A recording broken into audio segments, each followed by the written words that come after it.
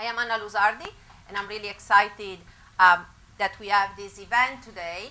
I have to say we were so excited to have you here for a day today, and I'm really speaking in particular to all of the team of the Financial Literacy Center that there's been a flurry of activity in the last 2 days. I almost couldn't sleep, and I also cut my finger by the excitement. But this is actually just to tell you that for us this is really a special day because we are very, very proud to bring you here today the team of people that we have been working with in the past 2.5 years. This, as you'll see, is a very, very exciting group. And very much this is today a celebration of their work. I'm going to start very briefly describing kind of our structure, what we have done. So this will be the beginning, an overview, just to give you also some idea of the trajectory. And the first thing I want to say is that, again, how proud we are of having brought together this amazing group of people. And if we have done good work, it's really for the type of people and the quality we brought in. We have taken very much a multidisciplinary approach, and in the second year in particular, we brought in from a law scholar to linguist to psychologist to marketing people, and I think this has substantially improved what I think we could do and answer. And we are also very grateful of the great work that some of our other partners outside of academia have been contributing to this discussion. We are also very grateful to other funders and our collaborators. Most of them are here in the room today, and we hope to continue this collaboration. And I'm particularly grateful as well to the other two centers that are part of the FLC, and the other two directors. Ari is here, Olivia is actually running from the train station. And we have benefited from the conferences that Olivia does every year at the Pension Research Council. One was on financial literacy 2 years ago. Last year we had one on financial advice. And BFI and RAND have actually 2 additional centers on financial decision making, and some of the information is also provided on our stand outside, so make sure you also have a look at it.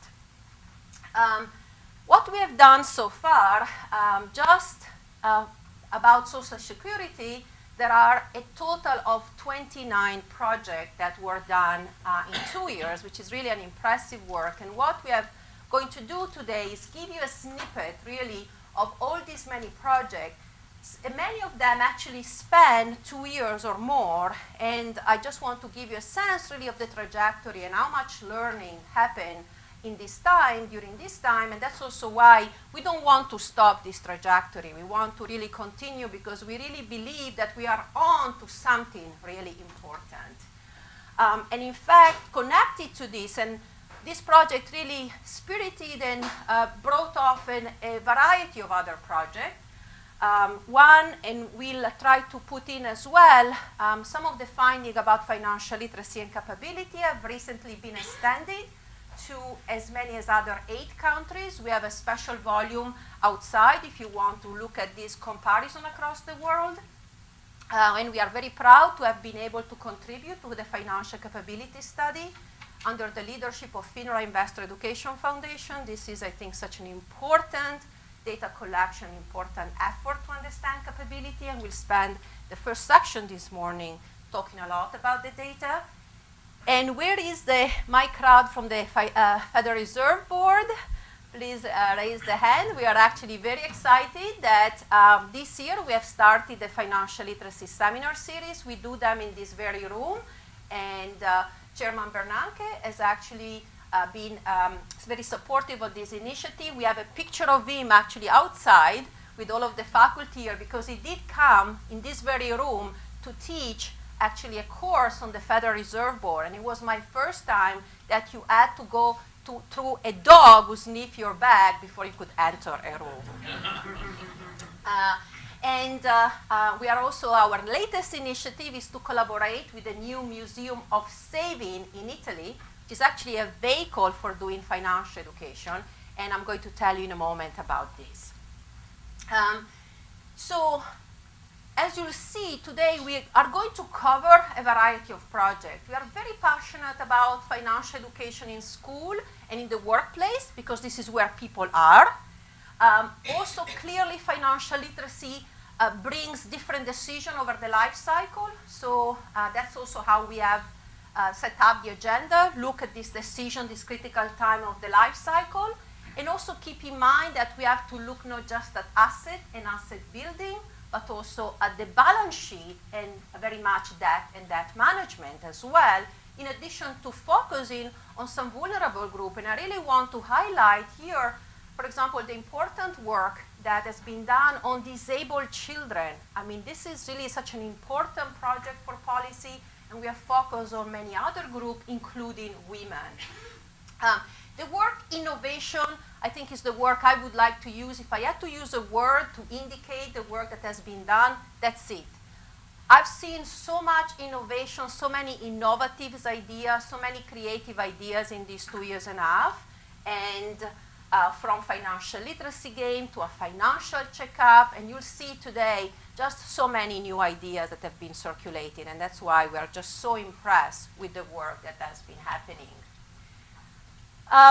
Data is critically important. To understand what to do, you need to have the data, and really under the leadership of Ari, the American Life Panel has put together what has been very much the first survey to have a comprehensive measure of financial literacy and capability, very rich. But it's particularly rich because given it's a panel, in an internet panel, we can actually collect timely data. RAND has collected monthly data after the financial crisis.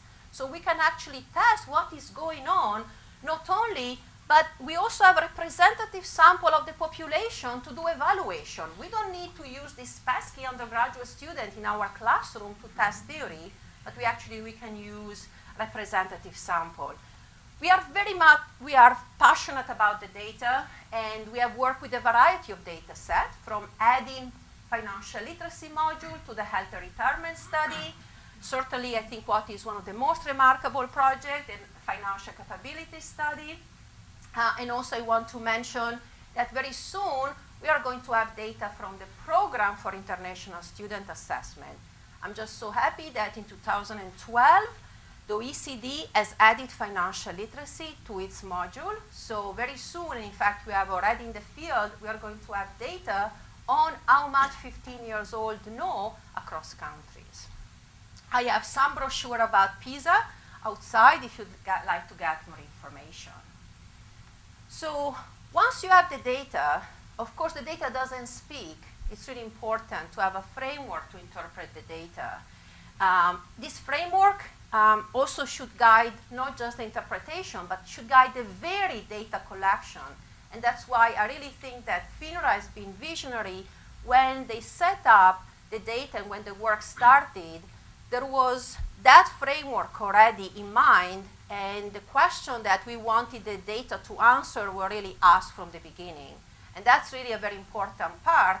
And that's also why we have spent quite a bit of time, and we are going to start with the very first session this morning to talk about how can we interpret the data. Because financial literacy is not a gene. It's not that some people are born with financial literacy and people don't. It's a choice variable, and given that's a choice variable, what are the implications? If you want to do policy implication in particular, you need to have a theoretical framework. And Olivia, as soon as she comes from the airport and from the train, will figure out what, for example, we have done in that respect. Our approach has been a multi-pronged one, and today we are going to focus in particular on what works. I think this is really the burning questions that we want to know, and so several of the presentation, and keep that in mind as you look at this. We'll try to address this, and the reason why we can answer this question is that all of our work, or most of our work, has really gone through a very rigorous evaluation, and that's why we are actually able to answer this question today. Let me give you some sense of the trajectory, for example, that went through all of these 3 years. And let me actually start with one of the projects we are going to hear this morning. which is actually a project that started at Dartmouth and is done by a group of mathematicians at Dartmouth, which is designing financial literacy module that could be added to other courses, but also that could be part of a course, for example, at the college level for community colleges that really require some of these quantitative courses, and they can also be very flexible and used by HR as well. This, we started with a few, we did a lot more in year 2, and this actually really expanded with the work that Doorways to Dream has done using financial literacy game. And somehow, actually think that a financial literacy game have really used this rigorous component of financial knowledge as we have added in the module and really made it in this very dynamic and very engaging tool. We actually combine this together in this new kind of course that we are going to launch at the GW School of Business, where we are going to use a combination of the two to have a new course for people here. D2D as well has already modified the game actually to be used even for the workplace, so we are actually extending already, and we have used this idea actually in the museum. And here is actually a preview of the Museum of Saving in Italy, just to give you some picture of how cool this place is. This is literally a place for discovery. There are 5 rooms, and they are actually called Learn, Engage, Experiment. And you really are going through these rooms and learning about 27th century of history of finance. We take a long view in Italy about this important topic, and we want to instill 2 things, curiosity and humility for finance. These are actually some of the rooms. You actually can take a card and listen to a discussion actually or description of a bond, a stock, a derivative. Here you can play a game. So we have a copy in D2D, financial literacy game, and one is called My Life, and it tells you, what you have to do if you want to achieve your dream. This is 63 screen where you can watch movies which have a financial literacy component, and you are guided via a little ant, like in Aesop fable, is going to guide you through this room and be the mascot of this. We opened the museum a month ago, and actually my mother came to the cut of the ribbon, and I think I have a different view, but perhaps we can actually have a new standard for evaluation. If what you do can involve your mother, I think we have achieved a higher level of involvement of people. And if you are involving your mother, it's better be good. We have learned so much in these 2.5 years that I couldn't have enough room to actually put in all of the learning. And I'm not going to go through it. This is just a snapshot of the things we have learned. But as you'll hear today, we just have these great facts, ideas, programs that we can really propose. And I think via this progressive learning, we have been able each time to fine-tune a project and do better and extend and be a lot more creative. We have written a lot. There is a book outside if you want to hear more. Laura has written Insight, which are actually a summary of our work. We have only written 6 out of the 29, but we are actually going to continue and do more. And all of the projects are posted on our website. As I've mentioned, we have published already an international comparison of financial literacy. You can have a look outside, but I also want to tell you that we are going to have another special issue of the journal Numeracy. Dorothy from the math department is actually the founder of this journal. It's read by a lot of mathematicians, but also a lot of people interested in quantitative work. And so we would like actually, and we are going to reach out to you to publish your work in this special issue dedicated to financial literacy. And more recently, the American Academy of Art and Science, which is probably one of the most prestigious institutions, has become interested in financial literacy.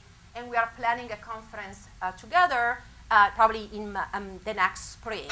And we hope as well that they will support kind of new work and research on financial literacy. What has made this success possible? I just want to say what I mentioned at the very beginning, which is the work of these teams is just so impressive. And I just want to say we are so proud of the work that they have done that we want to do anything possible short of robbing a bank to support this project to continue. This is actually a really incredible work. And we have really tried everything, including using our own research fund to support this conference, because we really do want to celebrate this work. And today, this day is really dedicated to the researchers that are here today. We really believe that we have also focused on very important questions, and that will come through all of the work that will be presented today. And I want to leave you with two final thoughts, which I think have inspired our work and will continue probably our work in the future as well. One is actually a say from a very important president of Harvard, who I think said this about education, but I think financial education is the same. And he said it before the financial crisis. So he's actually really right. And simplicity is our guide. And as Leonardo da Vinci really said it very prominently, it's really important to simplify matter, in particular in finance. So enjoy the conference today. We really do want to be very interactive. So we are going to try to keep presentation short as much as we can. As you know, we love to talk a lot, including me, which I've probably used even more time than I should. But we very much want your interactions, and today is very much a show of ideas, of program, project, and very much kind of to show the great work that the people have done. And before we get started, I also want to mention a couple of things. We are going to have just this as a way to speak, so make sure it's turned on. And when you ask questions, we need to use the microphone because we are taping the seminar today, which is actually an important innovation for us. We don't need to have as many people in the room now. If we can tape it, we can actually show the work that the team have done to really a variety of people. We're also going to try to do short interviews so that people can express the work that they have done, and then we are going to post as well these short interviews, and we are going to call them the financial literacy talks, like the TED Talks. So you can see in a snippet, in a sense, some of the great work that people have done. So try to make sure you are in here so you don't cover the screen, and also it's easier to see you. And the restrooms are outside, and there is plenty of coffee and food. As you know, there are several important components to make a conference successful. The first is having good people. The second is having good project, and I cannot think of having better group than this one. But the third is certainly food. And so we have tried as well to, aspire to be as good as the people. Thank you.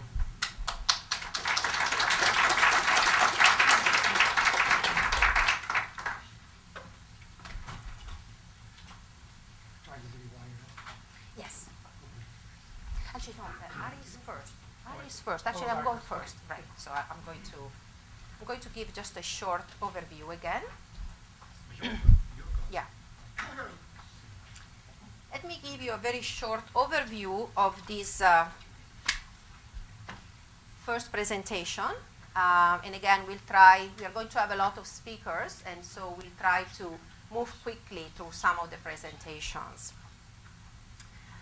The reason why it's so important to talk about measurement of financial literacy and financial capability is because we have witnessed all of these changes. Probably the most dramatic one being the change in the pension landscape and this moving through to defined contribution pension. This is such a dramatic change if you think about this, because we are really putting people in charge of making decisions which are very complex. But these decisions are also due to the changes in the labor market.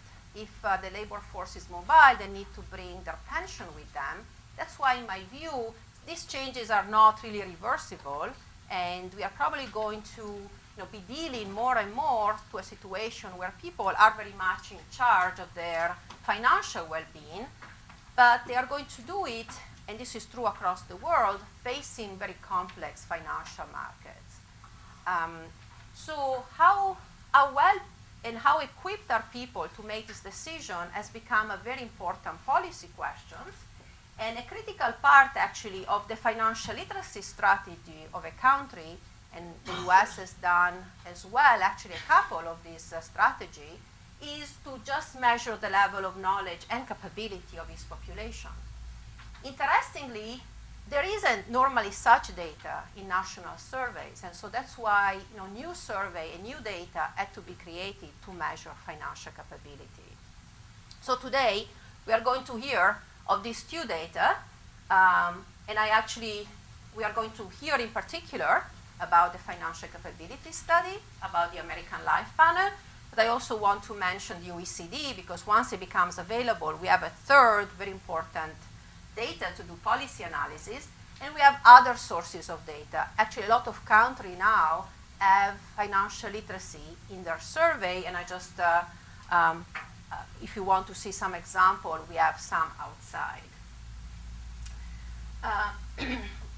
The country we have actually covered and that provided a lot of this data are as many as 8. We have a special issue of the Journal of Pension Economics and Finance, and what we have found not only is that the result that we find in the US, and Chris in a moment will describe how financial literacy and financial capability looks like in the US, what I can tell you, these are very robust findings. These findings are actually not just true in the US, but they are true in other countries as well. And what we found is this striking similarity between countries and across country about who are the vulnerable group and where financial literacy is so low. Very interestingly, I can tell you that in all of these countries, and irrespective of whether it is Sweden or Italy or Russia, women have answered in the very same way to the financial literacy question. So there is a clear gender difference in financial literacy, which in my view is an important topic to study, and we are actually doing some work on that part as well. I want to turn to PISA for a moment, because very soon we are going to have data across countries about how much 15 years old know about financial literacy. This is actually what the OECD, PISA, and not just financial literacy, but what they aim to collect, aim to get when they collect their data. So this is actually what they want to do when, for example, they collect data about math, they collect data about capacity to read, and so on. And I actually want to read it because I say, are students well prepared for future challenges? Can they analyze, reason, and communicate effectively? Do they have the capacity to continue learning through life? Every 3 years, PISA assesses to what extent students near the end of compulsory education have acquired some of the knowledge and skill essential for full participation in society. In other words, financial literacy, like math and science and capacity to read, is a life skill. And if I had to use a definition of financial literacy or financial capability, I actually think that this one does a really good job. And I think I particularly want to stress the last part, where financial literacy is really important for full participation in society. And I want to remind you that, for example, in a lot of countries in Europe, there have been elections where voters have been asked to give an opinion about, for example, austerity packages, economic reform. And it's just so critically important that people really have some basic to understand what's happening in their life. So again, we have a big task of interpreting the data. And so in this morning, and that's why we really had this session in the morning, not just because I have a special preference for Olivia, which I do, which is that we have to recognize that financial literacy is a form of human capital. So we'll tell you in a little bit what we mean by that. We'll show you that it can generate large differences in wealth, and it has a lot of important policy implications. So I wanted to give you this overview really to introduce to this first part, which is, I think, a really important and I would say introductory part to our conference, let's talk about the data and let's talk about the theory first, and then we can really think about what we can do to address the finding we are going to see now. Ari.